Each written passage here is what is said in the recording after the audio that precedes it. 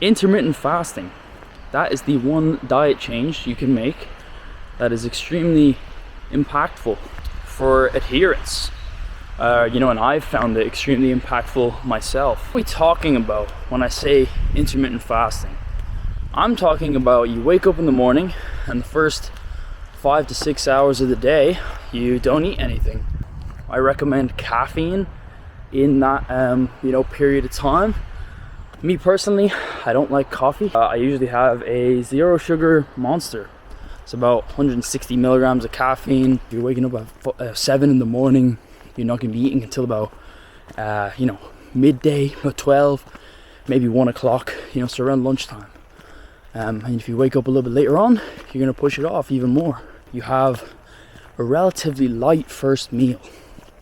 So even though it's around lunchtime, maybe a little bit later, you're going to have about 500, 600 calories. A good amount of food to just stave off the hunger even more, until later on in the day.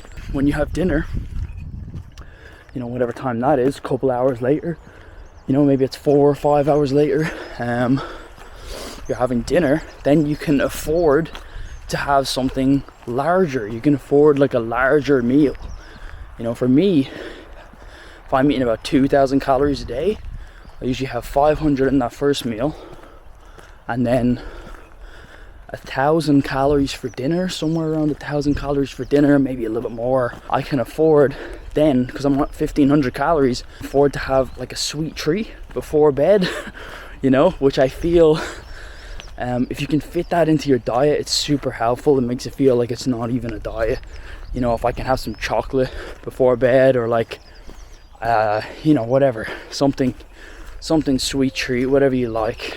Really, really good for just adherence and everything like that. So, but the one change, if you ignore all the rest of that, the one change, the one takeaway from this video, I suppose, is to try to implement that intermittent fasting. You can wake up in the morning, push off that first meal, 5 to 6 hours, and just have caffeine in the meantime. That will be very, very impactful.